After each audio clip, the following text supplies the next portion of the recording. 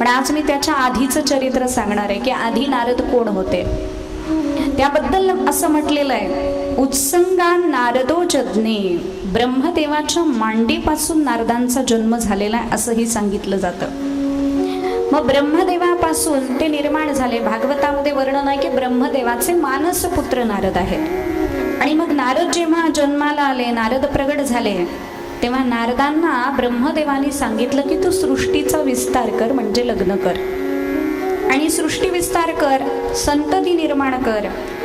नारदांनी ब्रह्मदेवाला सांगितलं, अमृतापेक्षा श्रेष्ठ अशी कृष्ण भक्ती प्राप्त झाल्यानंतर कोणता असा दुर्भागी अभागी जीव असेल जो संसारामध्ये जाईल, म्हणून मला लग्न करायचं नाही. मी मूर्ख नाहीये विषय भोगायला. मी संतांच्या सहवासामध्ये आलो, शास्त्र माझ्या जीवनामध्ये आले, त्यामुळे मी आता विवाह करणार नाही आणि मी तुमचं ऐकू शकत नाही.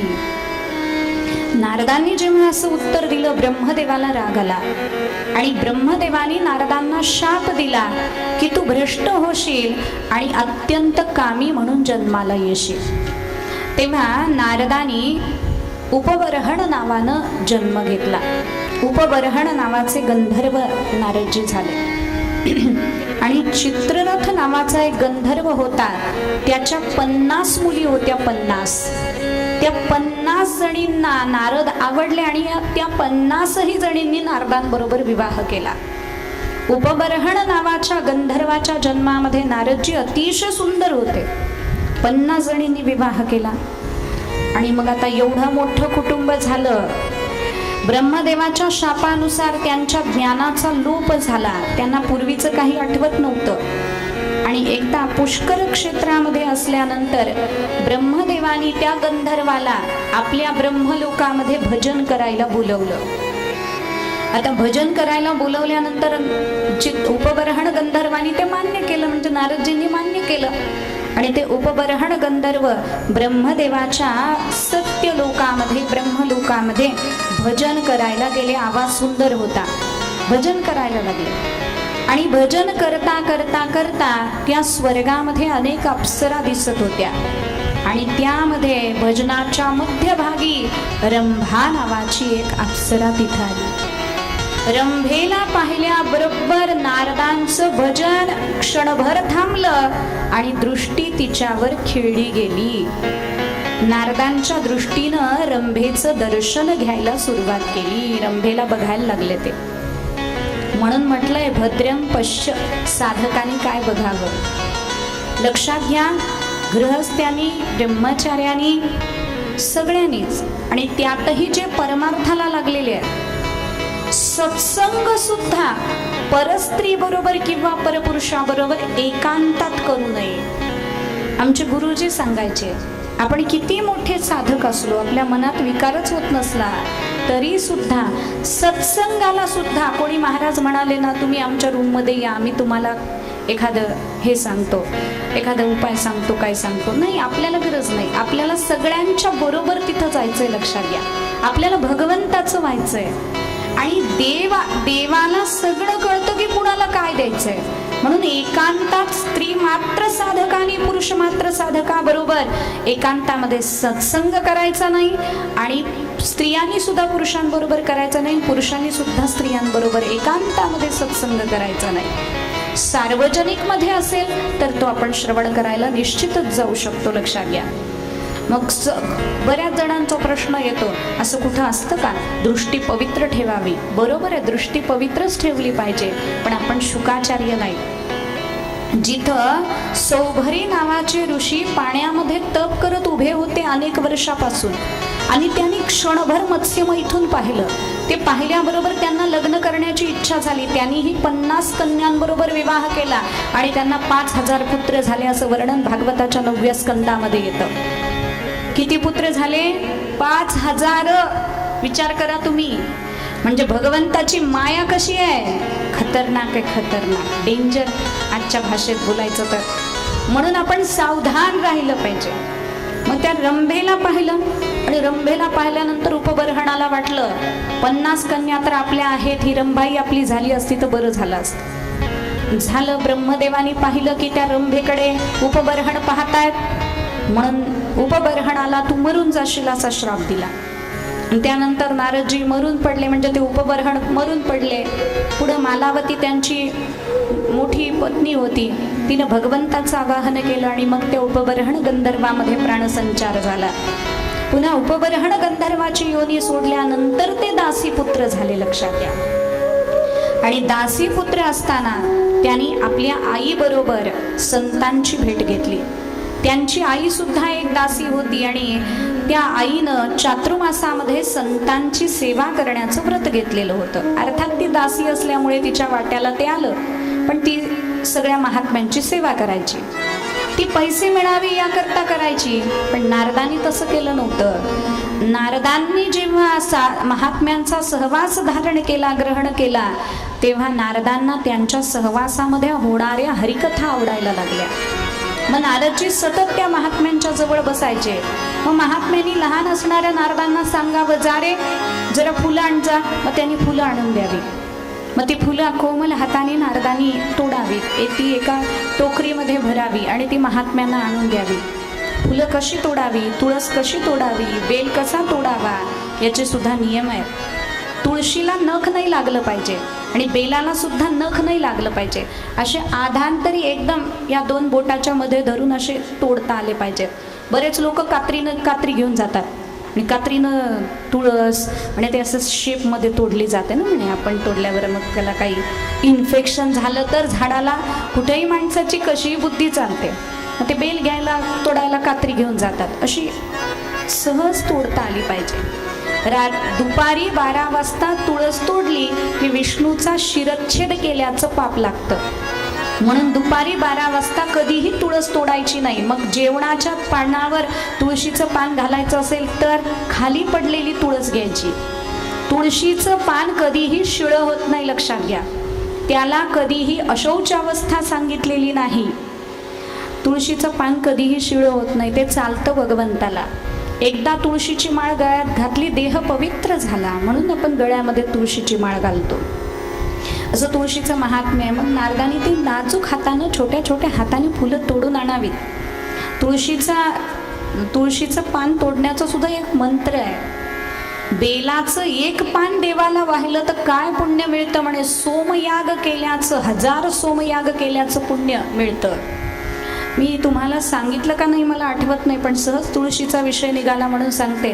तुळशीचं एक काष्ठ, छोटंसं काडी तुळशीची, ती जर दिव्यामध्ये लावली, तुपाचा दिवा देवाला आरती करायची आणि ती काडी त्या दिव्यामध्ये लावली आणि दिवा प्रज्वलित केला तर 10,000 करोड दीपदानाचं पुण्य लागतं.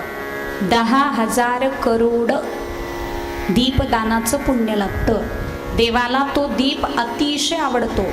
चांदीचा दिवा संतुष्ट होणार नाहीत, सोन्याचा दिवा अर्पण केला देव संतुष्ट होणार नाहीत, पण एक तुळशीची काडी छोटीशी दिव्यामध्ये लावली आणि दिवा प्रज्वलित केला तर भगवान संतुष्ट होतात आणि हवी ती इच्छा मनोकामना पूर्ण होते. मी जेव्हापासून पद्मपुराणामध्ये हे वाचलं ना, तेव्हापासून मी नियमच घेतला, रोज देवाला तसाच दिवा लावायचा.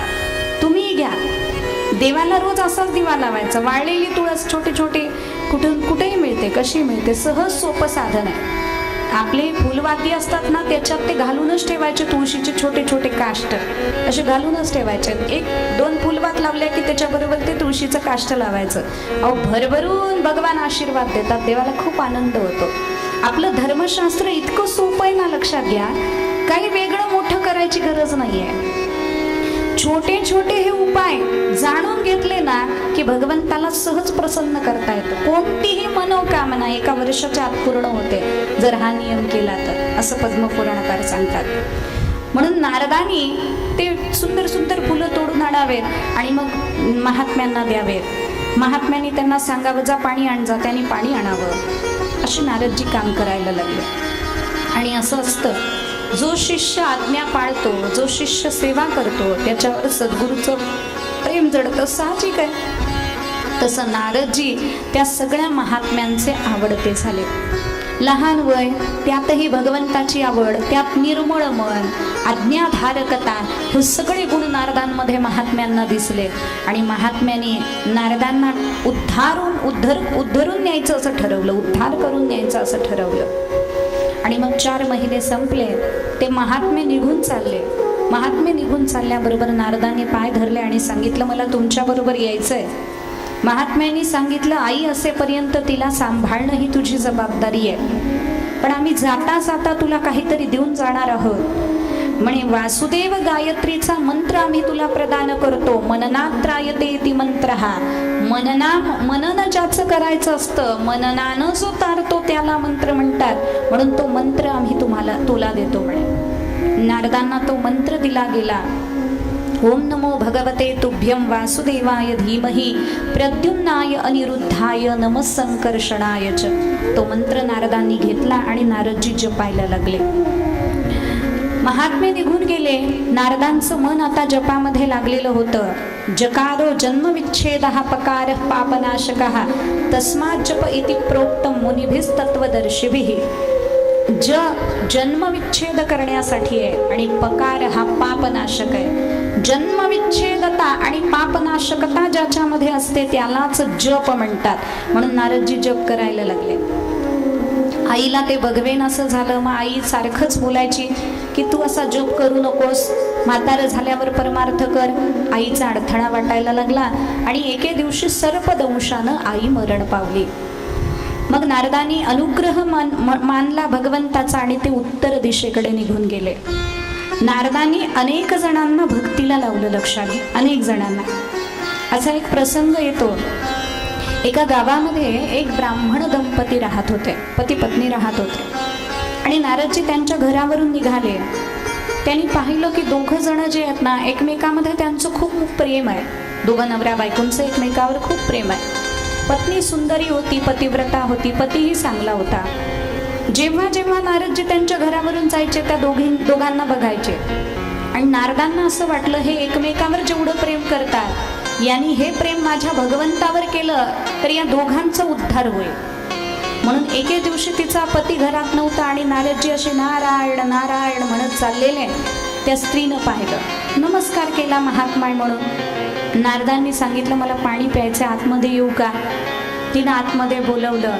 स्वतःहून संत आपल्या घरी आले तर आपलं भाग्य उजळलेलं असतं. नारदजी आतमध्ये आले.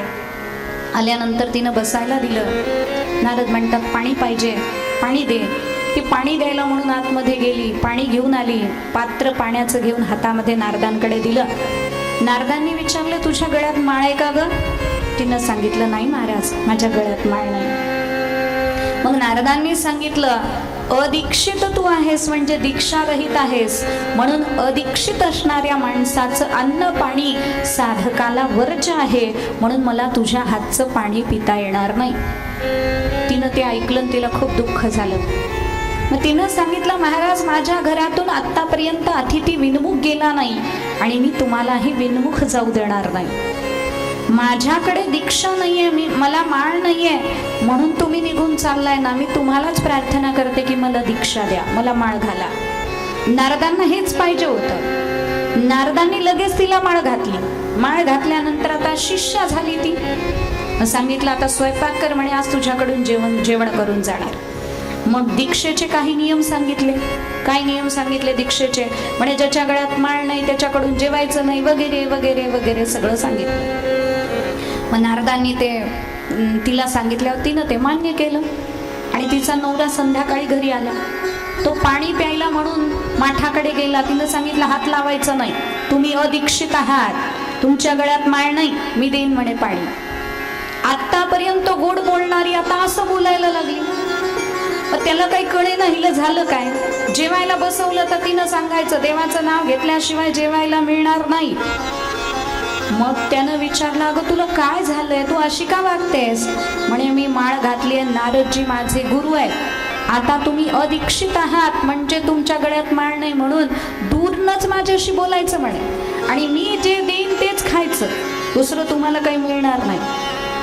तो म्हणाला, मग अगं आपण इतके चांगले एकमेकाशी राहत होतो, आता तू सारखंच मला असं केल्यानंतर मी आनंदानं कसा राहू शकेन. तिनं सांगितलं आपण राहू शकू आनंदानं, तुम्ही सुद्धा माळ घाला. तो म्हणाला ठीक आहे ठीक आहे म्हणाल्याबरोबर नारदजींचं पुन्हा येणं झालं आणि नारदांना त्यानं सांगितलं मलाही माळ घालायची. नारदजी म्हणाले हरकत नाही, स्नान करून ये, तुला माळ घालतो. स्नानाला म्हणून तो गेला आणि त्याला एक मित्र भेटला. मित्र होता का शत्रू होता तुम्ही ठरवा आता. मग तो आल्यानंतर त्यानं सांगितलं, त्यानं विचारलं का रे कुठं चाललास एवढ्या लगबगीनं. म्हणे माळ घालायची, स्नान करायला चाललो. त्यानं सांगितलं काय गरज आहे म्हणे माळ घालायची, आता कधी माळ घालतात का म्हणे. जेव्हा लाकडं जातात तेव्हा माळ घालायची म्हणे, स्मशानात जेव्हा लाकडं जातात तेव्हा माळ घालायची म्हणे, आत्ता काय गरज आहे माळ घालायची. तो म्हणाला बरोबर आहे, आपण तर अजून तरुण आहेत म्हणे, आपल्याला काय गरज आहे माळ घालायची. म्हणे परत घालू. मग तो घरी आला आणि सांगितलं म्हणे अक्षय तृतीयाच्या दिवशी मला माळ घालायची, आत्ता नाही घालायची. नारदजींनी त्याला सांगितलं अरे बाबा अक्षय तृतीयेची वाट तू बघशील पण यमराज नाही ना बघणार, त्याच्या आधी जर तुझा मृत्यू असेल तर. म्हणे असं कसं, मी एवढ्या लवकर मरणार नाही म्हणे. आणि नारदजींनी ते ऐकलं, नारदजी गेले निघून. गेल्यानंतर थोडेच दिवसामध्ये दोघांचंही मरण ठरलेलं होतं, दोघंही मृत्युमुखी पडले. लक्षात घ्या, मृत्युमुखी दोघं पडले. आणि जी कन्या होती म्हणजे जी स्त्री होती जिला माळ घातली होती ती राजकन्या म्हणून राजाच्या घरी जन्माला आली. आणि तिचा जो नवरा होता तो त्या राजकन्येच्याच घरी हत्ती म्हणून जन्माला आला. आता ते दोघंही जन्माला आल्यानंतर आता राजकन्येला कुठेही बाहेर निघायची राजकन्या की हत्तीवर बसून निघायची. कोशातला एक हत्ती राजानं काढला, त्याच्यावर राजकन्या बसली. समोरून नारदजी येत होते, राजकन्येनं हत्तीवरून खाली उतरणं केलं आणि नारदजींना नमस्कार केला. आणि हत्तीनं सुद्धा नारदांना पाहिलं आणि सोंडेनं नमस्कार केला. नारदजी हसले. हसण्याबरोबर त्या राजकन्येनं विचारलं स्वामी तुम्ही का हसलात, कशासाठी हसलात महाराज तुम्ही. तेव्हा नारदजीने सांगितलं म्हणे तुझ्याकडे बघून आणि या हत्तीकडे बघून हसलो. म्हणे का हसलात. म्हणे हा हत्ती आहे ना पूर्वजन्मी तुझा नवरा होता, याला माळ घालून याचं कल्याण करणार होतो पण यानं माळ घातली नाही आणि हा आज हत्तीच्या योनीला गेलाय, जन्माला गेलाय. तूच याची पत्नी होतीस, तुला मी माळ घातली म्हणून तू राजकन्या झालीस म्हणे. म्हणून अदीक्षित असणाऱ्याला दीक्षिताला वहन करून न्यावं लागतं, हे आता लक्षात आलं म्हणे. याकरिता प्रत्येक जीवमात्रानं वैष्णवत्व स्वीकारावं आणि गळ्यामध्ये तुळशीची माळ, परमपवित्र तुळशीची माळ निश्चित घालावी असं नारदांनी त्या दोघांना सांगितलं. मग त्या हत्तीच्या योनीमध्ये त्या हत्तीनं सोंडेनं नमस्कार करून नारदांना मनोमन प्रार्थना केली, आता तरी मला माळ घाला. मग नारदांनी त्या हत्तीच्या योनीमध्ये सुद्धा त्या हत्तीला माळ घातली. हत्तीला माळ घातल्यानंतर त्याचा जन्म सार्थक झाला, कृतार्थ झाला आणि पुढचा जन्म त्याला एक राजकुमार म्हणून प्राप्त झाला. त्याही अवस्थेमध्ये नारदांनी त्यांना दीक्षा दिली आणि अशी दीक्षा देत देत एक दिवस ते दोघंही वैकुंठ धामाचे अधिकारी झाले. लक्षात घ्या, हा तुळशीच्या माळेचा आणि संतांच्या कृपेचा चमत्कार आहे. म्हणून नारदजी भेटले की देव भेटायला वेळ लागत नाही. लक्षात घ्या, अनेकांना हे भक्तिपथावर नेलेलं आहे. नारदजी चांगलं निरीक्षण करतात म्हणून नारदांचे गुण सांगितले. चांगले निरीक्षक आहेत नारदजी. नारदांना भागवतामध्ये असं म्हटलंय, पर्यटन अर्क इव त्रिलोकीम. सूर्याचं जसं परिभ्रमण असतं ना तसं नारदांचं परिभ्रमण असतं. वायूसारखे ते सगळीकडे फिरत असतात, त्रैलोक्यामध्ये फिरत असतात आणि कुठं काय चालू आहे कुठं काय चालू आहे हे बघत असतात. म्हणून निरीक्षण हा गुण नारदांकडे आहे. नारद चांगले परीक्षक आहेत, परीक्षक. देव सुद्धा नारदांकडे येतात, असुर सुद्धा नारदांकडे येतात. म्हणून चांगले परीक्षक आहेत आणि नारद त्यांना त्यांच्या पद्धतीने उत्तरही देतात परीक्षा करून. नारद चांगल्या प्रकारे सूचना देतात एकमेकांना. चांगल्या म्हणजे अतिशय चांगल्या प्रकारे देतात. इकडच्या सूचना तिकडं, तिकडच्या सूचना इकडं, असं सगळ्या त्रैलोक्यामध्ये नारद सूचना देत फिरतात. वायरलेस, कॉर्डलेस यांच्याकडे सगळ्या प्रकारच्या सूचनांचं प्रसारण होतं. म्हणून प्रसारण खातं, सूचना आणि प्रसारण खातं नारदांकडे आहे. नारदजी भागवत धर्माचे प्रचारक आहेत. आपल्या भगवंताचं गुणवर्णन करत ते त्रैलोक्यामध्ये फिरतात, म्हणून भगवंताचे चांगले प्रचारक, स्टार प्रचारक असं जरी म्हटलं नारदांना तरी काही वेगळं ठरणार नाही.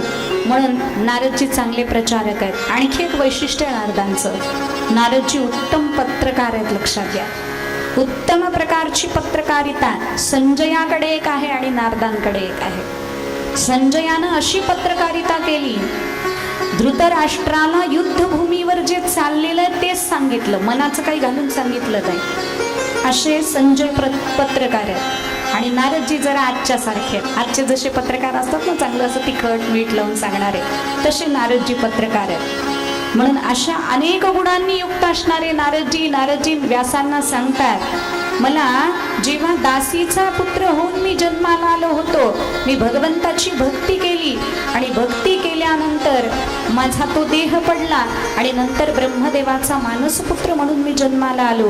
हे मला सामर्थ्य प्राप्त झालं हे भगवंताच्या चरित्र कथेनं, भगवंताची कथा ऐकल्यामुळे. म्हणून व्यास महर्षी, तुम्ही भगवंताच्या दिव्य चरित्राचं गायन करा. व्यासांना नारदांनी आपलं पूर्वचरित्र सांगितल्यानंतर व्यास महर्षी आनंदित झाले. व्यासांनी नारदांना नमस्कार केला आणि नारदांनी व्यासांना चतुश्लोकी भागवताचा विधी सांगितला. चतुश्लोकी भागवत सांगितलं. अहमेवासमेवाग्रे नान्यद्यत् सदसत्परं पश्चादहं यदेतच्च योवशिष्येत सोऽस्म्यहं ऋतेर्थं यत् प्रतीयेत न प्रतीयेत चात्मनि तद्विद्यादात्मनो मायां यथा भासो यथा तमः. 4 श्लोकामध्ये चतुश्लोकी भागवताचा विस्तार करून सांगितला.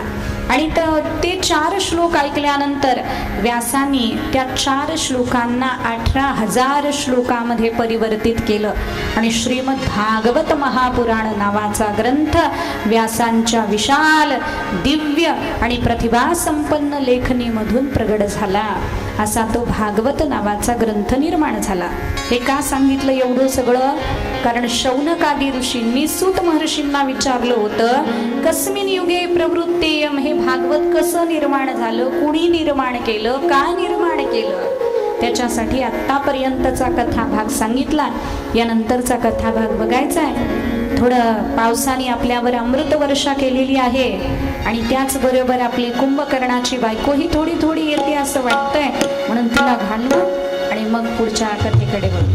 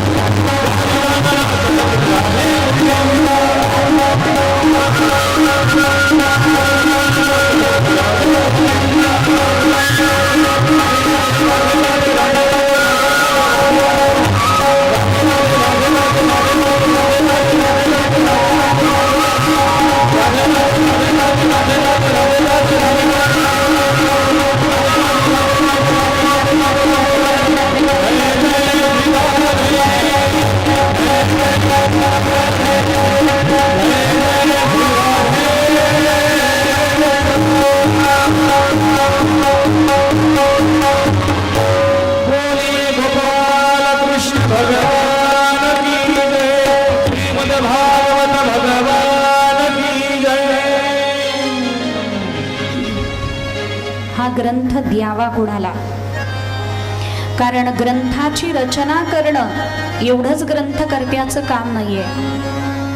त्या ग्रंथातल्या ज्ञानाचं संरक्षण व्हावं आणि योग्य माणसाकडे ते ज्ञान जावं हे सुद्धा ग्रंथकर्त्याचं कर्तव्य असतं, लक्षात घ्या.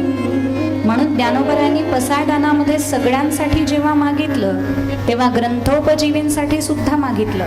आणि ग्रंथोपजीवीये विशेषी लोकीये दृष्टादृष्ट विजयी होवावेजी. ग्रंथोपजीवी म्हणजे कोण? ग्रंथावर उपजीविका करणारे ते ग्रंथोपजीविका म्हणे नाही. ग्रंथ हेच ज्यांचं जीवन आहे ते ग्रंथोपजीवी. अज्ञानाच्या ग्रंथीला छेदणार जे असतं त्याला शास्त्र किंवा ग्रंथ म्हणतात. अशा वाक्यांचा समुदाय म्हणजे ग्रंथ असतो.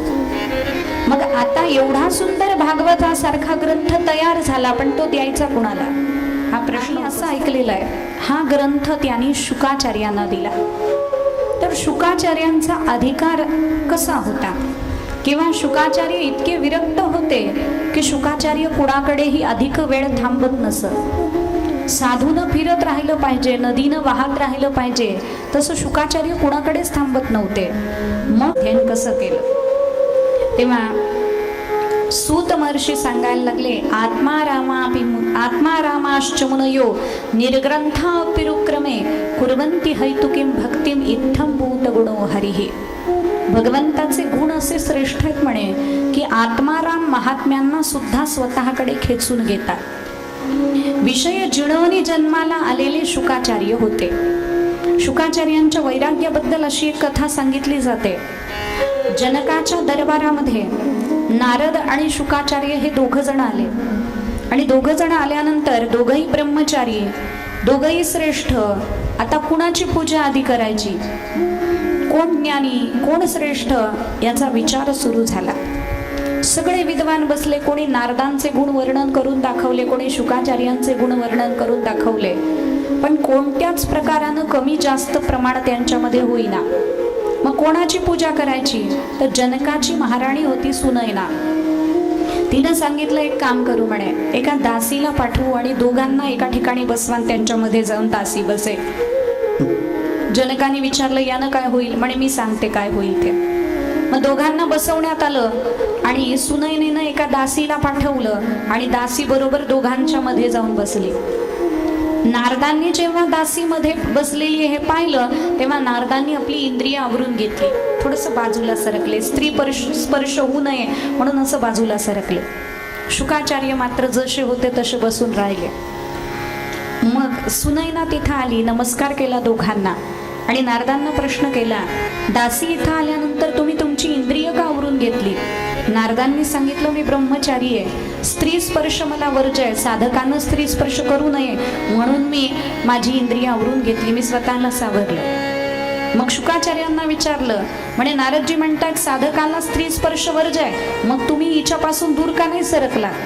शुकाचार्यांनी सांगितलं ही स्त्री आहे हे मला कळलंच नाही म्हणे. ही स्त्री आहे का हा पुरुष आहे का हा एखादा जीव आहे याची मला खबर बात नाही, याचं मला भान नाही. मग सुनयनेनं सगळ्या धर्मसभेमध्ये सांगितलं, राज्यसभेमध्ये सांगितलं, आधी पूजा शुकाचार्यांचीच होईल. भागवताचा वक्ता इतका निर्दुष्ट निष्कलंक असावा की त्याच्यामध्ये स्त्री पुरुष हा भेदच असू नये म्हणून शुकाचार्यांची प्रथम पूजा करण्यात आली. अशी ज्याची व्यापक विशाल दृष्टी आहे, जो ज्ञानसंपन्न आहे, तोच भागवताचा वक्ता असू शकतो. म्हणून शुकाचार्यांना ही संहिता द्यायचं व्यासांनी ठरवलं. का ठरवलं? शुकाचार्य पुत्र होते म्हणून नाही, तर शुकाचार्य पात्र होते म्हणून, शुकाचार्य योग्य होते म्हणून व्यासांनी ते ठरवलं. आणि मग व्यासांनी ती संहिता, तो ग्रंथ शुकाचार्यांकडे दिला. शुकाचार्यांनी यथायोग्य पद्धतीनं त्या भागवताचं आधी अध्ययन केलं आणि अध्ययन केल्यानंतर त्याची सूत्र, त्याचे सगळे सिद्धांत आपल्या अंतःकरणामध्ये स्थिर केले. जेव्हा मनामध्ये त्या ज्ञानाचा प्रादुर्भाव झाला, आधीच ज्ञानी होते शुकाचार्य, त्यातही भागवतानं अधिक ज्ञान संपन्न झाले आणि सगळ्या त्रैलोक्यावर विचरण करायला लागले. जगाच्या उद्धारासाठी ते विचरण करायला लागले, फिरायला लागले, विहार करायला लागले. आणि मग आता शौनकादी ऋषींना सूत महर्षी म्हणतात, मी तुम्हाला दोन्ही प्रश्नाची उत्तरं दिलेली आहेत. एक हे भागवत कुणी लिहिलं, का लिहिलं, आणि दुसरं हे भागवत कुणाला म्हणजे भागवताचा ग्रंथ पात्र असणाऱ्या शुकाचार्यांना कसा देण्यात आला हेही मी तुम्हाला सांगितलं. आता मी तुम्हाला परीक्षित राजाचा जन्म आणि कर्म सांगतो. परीक्षितोत राजर्षेर जन्म कर्म विलापनम संस्थांच पांडुपुत्राणाम वक्षे कृष्ण कथोदयम. मी परीक्षित राजाचा जन्म आणि कर्म सांगणार आहे. का? कारण याच्यातूनच कृष्ण कथेचा उदय होतो म्हणून सांगणार आहे. अश्वत्थाम्यानं द्रौपदीची 5 मुलं मारली पण द्रौपदीनं त्या अश्वत्थाम्याला सोडून द्या अशीच मागणी भगवंताकडे केली. त्याच दरम्यान भगवंतानी उत्तरेच्या गर्भाचं संरक्षण केलं, ज्या गर्भामध्ये परीक्षित राजा वाढत होता. आणि उत्तरेच्या गर्भाचं संरक्षण भगवंतानी केल्यानंतर, परीक्षित राजाचं रक्षण भगवंतानी केल्यानंतर भगवान द्वारकेला जायला निघाले. पण कुंतीनं थांबवून घेतलं आणि देवाला सांगितलं, जाऊ नका देवा. आणि मग कुंतीनं भगवंताची स्तुती केली, ज्याला कुंती स्तुती म्हणतात. नमस्ये पुरुषं त्वाद्यम ईश्वरं प्रकृते परम अलक्षम सर्वभूतानां अंतर्बहिर्वस्थितम. कुंती माता म्हणते, देवा मी तुला नमस्कार करते. का नमस्कार करते? तू आद्य प्रकृतीच्या पलीकडचा ईश्वर आहेस म्हणून मी तुला नमस्कार करते. माझ्यासारखी सामान्य स्त्री तुला बघू शकणार नाही, कारण तुझ्याबद्दल असं वर्णन आलेलं आहे, मनाची नखी न लगे जेथ बुद्धीची दृष्टी न रिगे इंद्रिया कीर जोगे काही होईल. मन जिथं पोहोचू शकत नाही, बुद्धी जिथं पोहोचू शकत नाही, यतो वाचा निवर्तन्ते अप्राप्य मनसासह, असं भगवंताचं वर्णन येतं शास्त्रामध्ये. म्हणून तुला नमस्कार करणं इतकंच माझ्या हातात आहे, याकरता मी तुझ्या ठिकाणी नतमस्तक होते. आणखी मी काय करू शकते? देवा मी फक्त तुझं नामस्मरण करू शकते. म्हणून कृष्णाय वासुदेवाय देवकी नंदनाय च नंद गोपकुमाराय गोविंदाय नमो नमः असं कुंतीनं स्तुती केली आणि भगवंताकडे मागणी केली, देवा दुःखामध्ये तुझं स्मरण येतं म्हणून माझ्यावर दुःखच येत राहू दे. देवाच्या दर्शनासाठी दुःखाची मागणी करणारी अशी कुंती माता आहे. भगवंतांनी स्मित हास्य करून तिचा स्नेहपाश तोडून टाकला आणि भगवंतावर तिची बुद्धी स्थिर केली. त्यानंतर आपले बांधव सगळे मारले गेले म्हणून युधिष्ठिराला अपार शोक झाला होता. एक अक्षौणी सेना इतकी मोठी असते आणि अशा 18 अक्षौणी सेनेला आपण मारलं. एक अक्षौणी सेना कशी असते म्हणे 21,870 रथ, 21,870 हत्ती, 65,600 घोडे आणि 1,09,350 पायदळ, हे सगळं एकत्रित केलं की एक अक्षौणी सेना होते. अशी 18 अक्षौणी सेना मारली गेली होती महाभारताच्या युद्धामध्ये. आणि एवढ्या सगळ्यांना मारलं म्हणून युधिष्ठिराला अतिशय दुःख झालं होतं.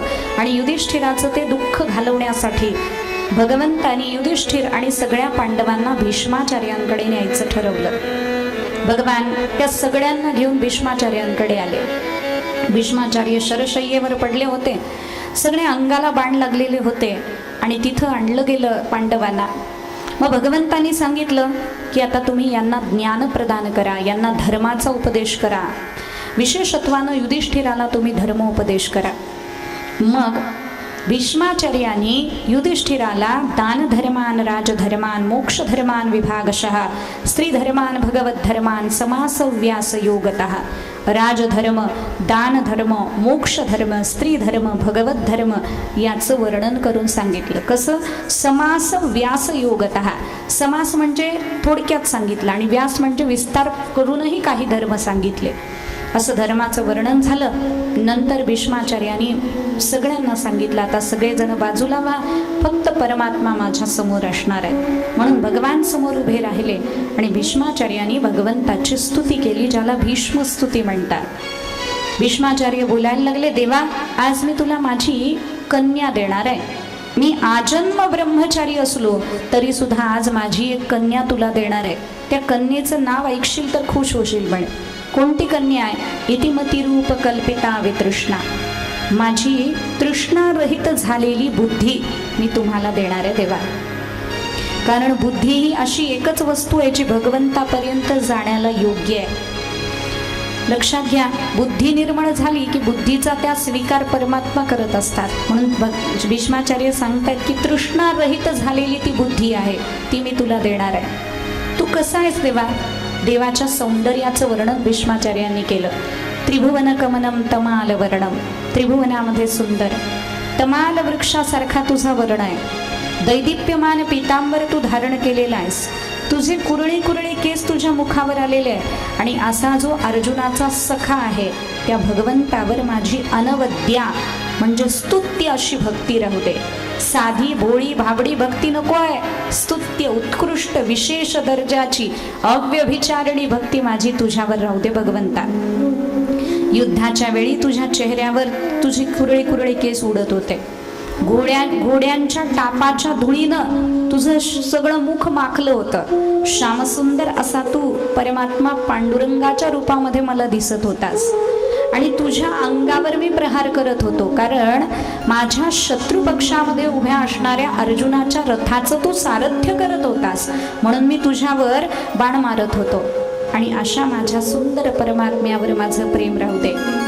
आपल्या मित्राचं भाषण ऐकून ज्यानं तत्काळ रथ दोन्ही सैन्याच्या मध्ये उभा केला. सेनयोर भयोर मध्ये रथम स्थापयमेच्युत हे अर्जुनानं सांगितल्याबरोबर दोन्ही सैन्याच्या मध्ये ज्यांनी रथ उभा केला. आणि देवा मला कळलं, बाकीच्यांना कळलं नसेल पण मला कळलं काय, म्हणे तू दोन्ही सैन्याच्या मध्ये रथ घेऊन उभा राहिलास तेव्हा आमच्या शत्रू पक्षातल्या सैन्यावर तू नजर टाकलीस आणि आमचं आयुष्य नजरेनंच हरण करून घेतलंस. अर्जुन निमित्त मात्र म्हणून तू युद्धाकरता ठेवलास, पण आमचं आयुष्य तू आधीच हरण करून घेतलं होतंस. देवा, जेव्हा अर्जुनानं पाहिलं लांबूनच कौरवांच्या सैन्यामध्ये उभे असणारे आम्ही भीष्माचार्य, द्रोणाचार्य, कृपाचार्य सगळे पाहिले, तेव्हा अर्जुनाचे हात असे थरथर कापायला लागले.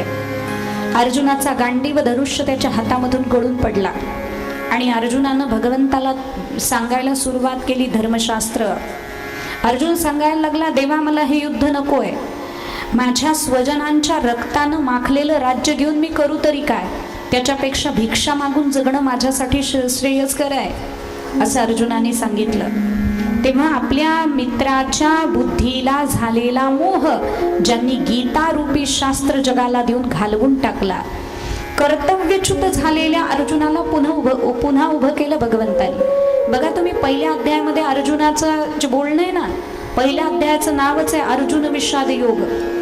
त्याला विषाद झालेला आहे, त्याच्या अंगात काही त्राणच राहिलं नव्हतं अर्जुनाच्या. स्वजनांना मारावं कसं म्हणून अर्जुन विचार करत बसला होता, रडत होता, अशक्तपणा त्याला आलेला होता, सगळ्या अंगावर घाम उभा राहिलेला होता, घामानं शरीर भरलं होतं, काही कळत नव्हतं. अशा मगाशी सांगितल्याप्रमाणे डिप्रेशन मध्ये गेलेल्या आपल्या मित्राला गीतेचा उपदेश भगवंतानी दिला. त्याला सांगितलं, अर्जुना काय बोलतोयस तू? अरे समोर तुझे शत्रू पक्षातले आहेत, कोणी तुझं काका आहे, मामा आहे म्हणून तू विचार करतोयस?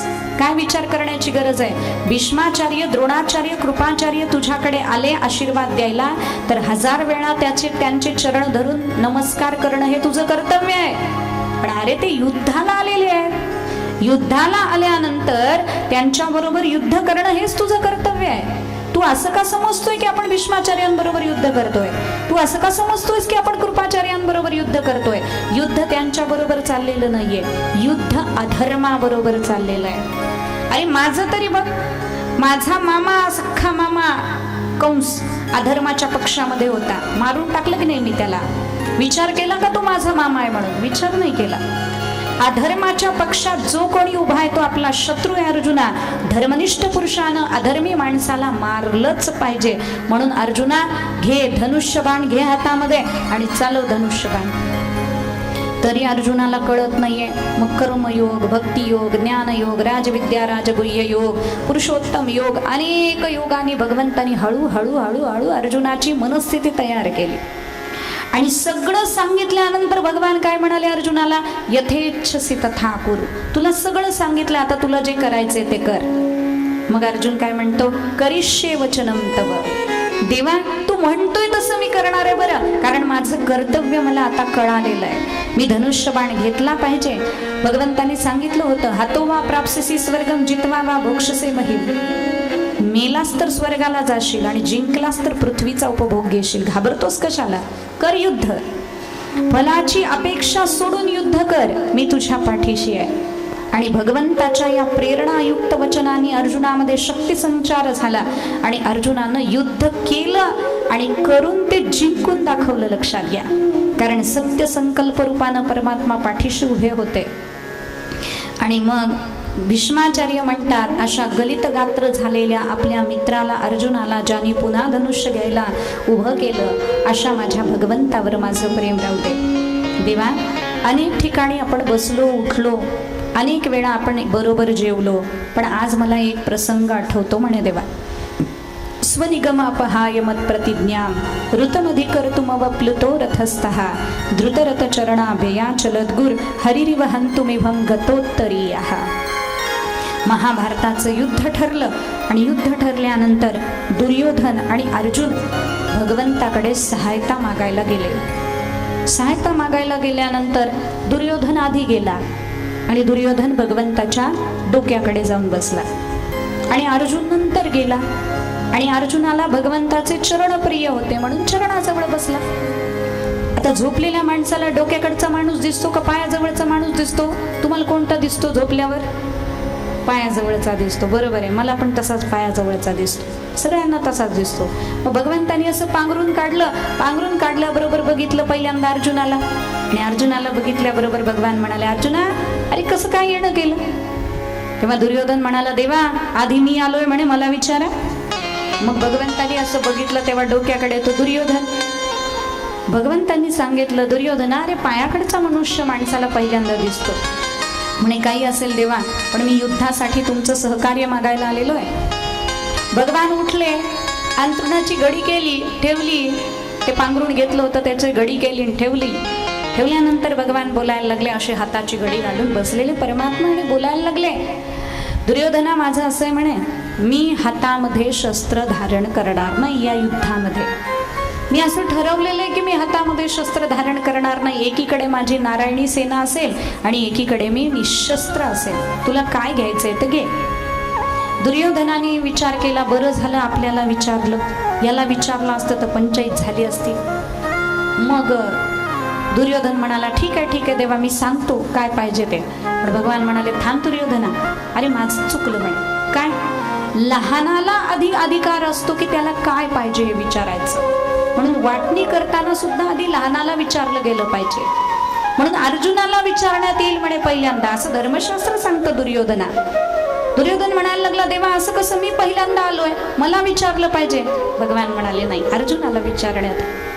अर्जुनाला विचारलं, का रे माझी नारायणी एक सेना एकीकडे असेल आणि मी एकटा निशस्त्र एकीकडे असेल, तुला काय हवंय? अर्जुनानं सांगितलं, देवा मला नारायणी सेनेशी काही घेणं देणं नाही, मला तूच हवायस. अर्जुना विचार कर बरं, मी निशस्त्र आहे. भगवंत अर्जुनाने सांगितलं, मला काही गरज नाही म्हणे तुमच्या शस्त्राची देवा, तुम्ही आहात ना, बस झालं म्हणे, निशस्त्र असला तरी चालेल, मला तुम्हीच हवे आहात. मग दुर्योधनाने असा सुटकेचा निश्वास सोडला, म्हणे लहानाला मागायला सांगितलं, पण बरं झालं, वेडाचे म्हणे अर्जुन, याला काही कळतच नाही काय मागितलं. म्हणे नारायणी सेना मागून घेतली असतं तर बरं झालं असतं, आणि यानं देवाला मागून घेतलं, आता नारायणी सेना आपली. मग दुर्योधनाने उगीच तोंड बारीक केलं, म्हणे देवा मी तुम्हालाच मागणार होतो, पण या अर्जुनाने तुम्हाला मागितलं, बरं जाऊ दे म्हणे, आता मी नारायणी सेना घेतो. भगवान म्हणाले, घे. मग नारायणी सेना दुर्योधनानं घेतली, अर्जुनाला भगवान मिळाले. आणि मग दुर्योधन निघून गेल्यानंतर भगवान बोलायला लागले, अर्जुना चुकलास रे म्हणे, तुला मागायचं कळलं नाही. अरे सुंदर पात्र होतं, त्याच्यामध्ये माखन होतं, आता तुझ्याकडे फक्त पात्र राहिलंय, माखन दुर्योधन घेऊन गेलेला आहे. तेव्हा अर्जुनाने उत्तर दिलं, मला गरज नाही म्हणे त्या माखनाची, कारण माखन चोर माझ्याकडे, माखन कधी पण माझ्याकडे येऊ शकतं म्हणे, काळजी करण्याची गरज नाही. मग भगवंतानी स्मित हास्य केलं आणि सांगितलं, आता तुला विजय मिळवून देणं ही जबाबदारी माझी आहे बरं अर्जुना. अर्जुन तेव्हाच निश्चिंत झाला होता. आणि मग दुर्योधन शकुनीकडे गेला आणि शकुनीनं विचारलं, काय झालं?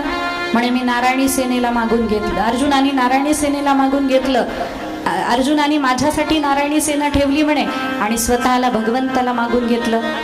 मग शकुनी बोलायला लागले, अरे नारायणी सेना तू घेतलीस दुर्योधना, अर्जुनाला भगवान देऊन टाकलेस, पण तुझं चुकलं, भगवान तू घ्यायला पाहिजे होतेस, कारण भगवान जिथं आहे तिथं विजय निश्चित आहे, हे शकुनीनं सुद्धा सांगितलं. पण दुर्योधनाला ते काही पटलं नाही, दुर्योधनाने ते मान्य केलं नाही. पुढं युद्ध सुरू झालं आणि युद्ध सुरू झाल्यानंतर दोन्ही सैन्य एकमेकासमोर आले. भगवंतांनी युद्धाच्या आधीच प्रतिज्ञा केली, मी हातामध्ये शस्त्र धरणार नाही, फक्त युक्तीच्या 4 गोष्टी सांगेन.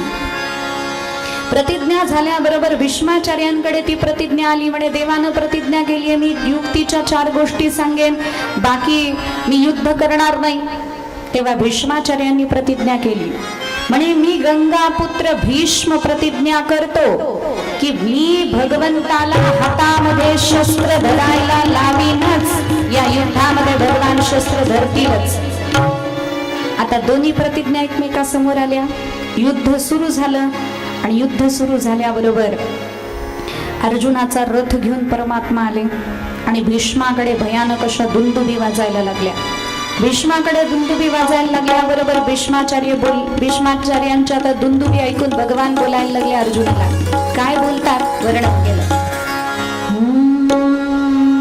भीष्माकडे रव भयानक दुंदुभीचा, होतावदेत नयानक दुंदुभीचा, दुश्चिन्ह आज गमते मज सव्यसाची, जाती शिवाश अशिव हे अपसव्यसाची. भीष्माकडे दुंदुभीचा होणारा भयानक असा आवाज ऐकून भगवान श्रीकृष्ण अर्जुनाला बोलायला लागले. अर्जुना, आज मला कसं तरीच होतंय रे म्हणे, कसं तरीच होतंय, आज काहीतरी घडणार आहे असं वाटतंय मला.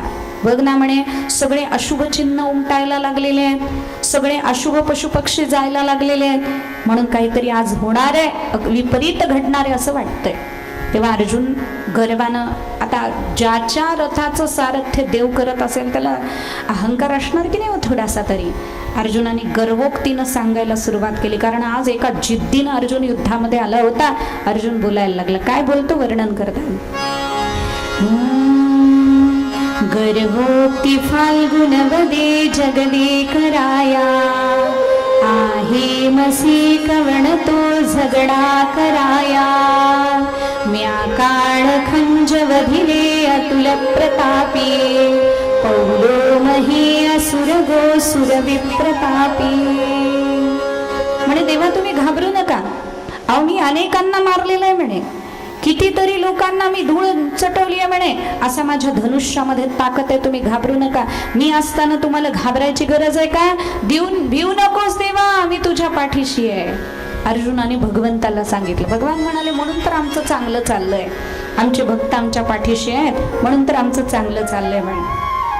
मग ते अर्जुनाचे गर्वानं फुगलेले बोल भीष्माचार्यांनी समोरून ऐकले आणि भीष्माचार्य बोलायला लागले. पितामह वदे तया प्रबल तू पृथानंदना, रमेश रथी सारथी चतुर्वागवी संजना, स्वयगत वयस्क मी प्रबळ वीर तुरे नवा, घडो रण धुरंदरा जय घडो सुखे वानवा.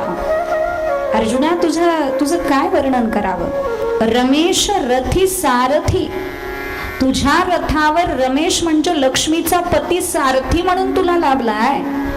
तुझ्या अंगामध्ये नवीन रक्त आहे जे सळसळत आहे, तू प्रबल आहेस, तरुण असा वीर आहे, आणि मी स्वयगत वयस्क, मी वयस्कर झालेला मी आहे म्हणे, मला माझ्यामध्ये काय शक्ती राहिलेली आहे. घडो रण धुरंदरा जय घडो सुखे वानवा, तुझा जय घडो, तुझा विजय प्राप्त होऊ दे तुला, असा भीष्माचार्यांनी आशीर्वाद दिला.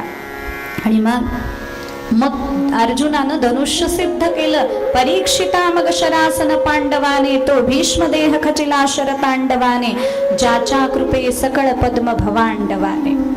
भीष्मावर बाण मारायला अर्जुनानं सुरुवात केली आणि जसे जसे अर्जुनाचे बाण यायला लागले, भीष्माचार्यांनी ते हातात बाण पकडावेत आणि फेकून द्यावेत, हातात बाण पकडावेत आणि फेकून द्यावेत. आता अर्जुनाच्या धनुष्यामधून सुटणारे ते बाण होते काय, साधे बाण नव्हते. द्रोणाचार्यांचा शिष्य, आणि तोही साधा नव्हता अर्जुन, त्रैलोक्य जिंकण्याचं सामर्थ्य एकेका बाणामध्ये होतं अर्जुनाच्या. आणि ते बाण भीष्माचार्यांनी असे घ्यावेत आणि फेकून द्यावेत. तेव्हा भीष्माचार्य बोलायला लागले. त्वाकाय कर्म करीजे लघुले कराने, ओढोनिया मग धनु धरिले कराने, तैवापिले सैन्य महाशराने, भीष्मे तसा पतित होय हुताशराने. तुला अजून तू लहान लेकरू आहेस म्हणे, तुला युद्ध कशाला म्हणतात ते कळत नाही. आता युद्ध कसं असतं मी तुला दाखवतो. म्हणून भीष्माचार्यांनी आपला धनुष्य सिद्ध केला, त्याच्यावर बाण ठेवले, भराभर भराभर भराभर भीष्माचार्य बाण मारायला लागले. अर्जुनाला शरसंधान करायची वेळ सुद्धा भीष्माचार्यांनी दिली नाही आणि जसे बाण भराभर भराभर यायला लागले अर्जुनाला, त्याचं प्रत्युत्तरच देता येईना आणि अर्जुनाला ते बाण लागले आणि अर्जुन बेशुद्ध होऊन खाली पडला. बेशुद्ध होऊन खाली पडल्याबरोबर आता काय करावं, भगवंतानी असं सहज मागं वळून बघितलं, अर्जुनाचे बाण काय येत नाहीयेत. तर अर्जुनाची अवस्था अशी झाली आहे की तो बेशुद्ध होऊन खाली पडलेला आहे. कसा दिसत होता अर्जुन, वर्णन केलंय. पुष्पवर्ण नटला पळसाचा, पार्थ सावधनसे पळसाचा, पाहिले सद्वनिदान तयाचे, तो दिसे वदनयान तयाचे. म्हणे पुष्पवर्ण नटला पळसाचा, पळसाची पानं गळून जावीत आणि फक्त लाल लाल लाल लाल फुलं राहावीत, तसं अर्जुनाच्या सगळ्या देहातून रक्त यायला लागलेलं आहे. आणि मग भगवंताने जेव्हा पाहिलं मी रथावर असताना माझ्या भक्ताच्या शरीरातून रक्ताचा एक थेंब बाहेर यावा, माझ्या कीर्तीला कलंक लागण्यासारखं आहे, म्हणून प्रतोदमग ठेविला उतरला रथाधस्तळी, करी कमल नेत्र तो प्रथित चक्र ते स्वीकरी, प्रमोद यमनंदना बहुतसा यशस्वी करी. भगवंतानी रथाच्या खाली जोरात उडी मारली. उडी मारल्याबरोबर एक रथाचं मोडकं चाक पडलं होतं, ते हातामध्ये घेतलं आणि ते चक्र म्हणून गरगर गरगर गरगर परमात्मा फिरवायला लागले आणि भगवान भीष्माचार्यांवर धावून गेले. सगळी पृथ्वी डगमगायला लागली. शेषानं मान सापडली, कुर्मानं पाठ सापडली. आता भीष्माचार्यांना भगवान मारूनच टाकणार अशी अवस्था निर्माण झाली. सगळे घाबरले, थरथर थरथर कापायला लागले. पण भीष्माचार्यांची अवस्था कशी झाली, वर्णन केलंय.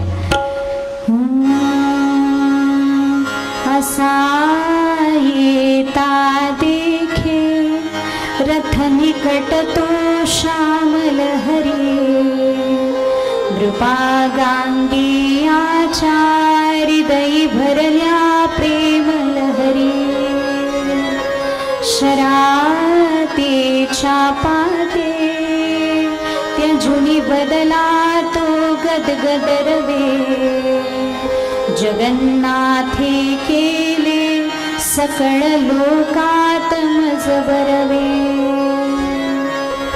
भगवंताला येताना पाहिलं, असा येता देखे रथ निकट तो श्यामल हरी. भीष्माचार्यांच्या सगळ्या अंगावर रोमांच उभे राहिले आणि रोमांच उभे राहिल्याबरोबर भगवंताला सांगितलं, ये रथावरी झणी यदुराया, खड्ग देईन विकोश कराया, तोडी मस्तक पडो चरणीया, धन्य होईन सदा चरणीया. देवा पटकन ये म्हणे, माझ्या रथावर उडी घे आणि मी तुला खड्ग देतो, या खडगानं माझं मस्तक तोडून टाक. अरे तुझ्या चरणावर माझं मस्तक पडावं याच्यापेक्षा आणखी कोणतं सौभाग्य माझ्यासाठी असू शकतं, मारून टाक म्हणे देवा मला. भगवंतानी ते ऐकलं आणि देवाच्या डोळ्यामध्ये अश्रू भरून आले. सगळं जग मला थरथर कापते, पण माझा भक्त निर्भीड निर्भय माझ्या समोर उभा आहे. कारण आई कितीही रागावलेली असली तरी तान्ह्या बाळाला त्याची भीती वाटत नाही. आई त्याला कधीही कोणता त्रास देणार नाही हे बाळाला माहित असतं, लक्षात घ्या. म्हणून भीष्माचार्यांना हे माहिती आहे की परमात्मा आपल्याला काही करणार नाही. आणि मग भीष्माचार्यांनी सांगितलं, देवा मला मारायचं जर तुझ्या मनात आलं तर माझं रक्षण कोण करणार आहे. ऐक ना देवा म्हणे,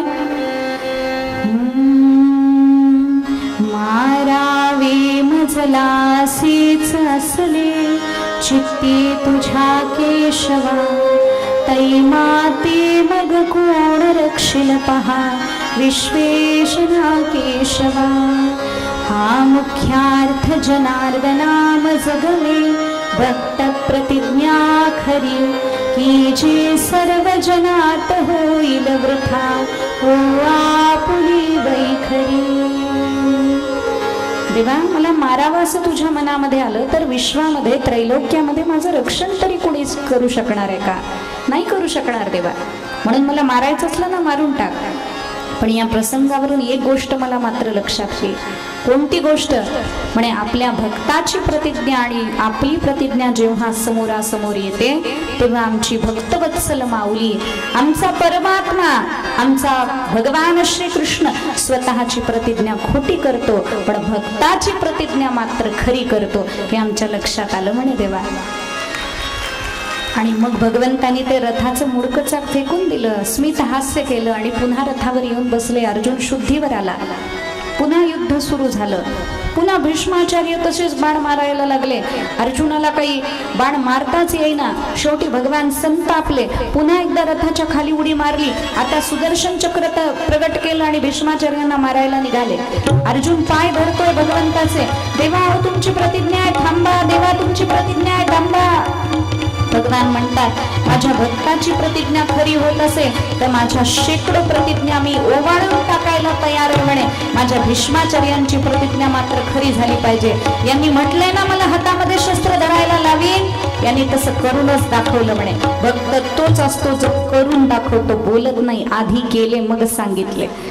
आणि मग भगवंतानी जेव्हा शस्त्र हातामध्ये धरलं, भीष्माचार्य म्हणतात देवा मला तो प्रसंग वारंवार आठवतो. आणखी एक आठवतो म्हणे देवा, तुम्ही सारथ्य करत होता अर्जुनाच्या रथाचं, पण कौतुक मात्र माझ्या रथाचं करत होता. म्हणे कसं?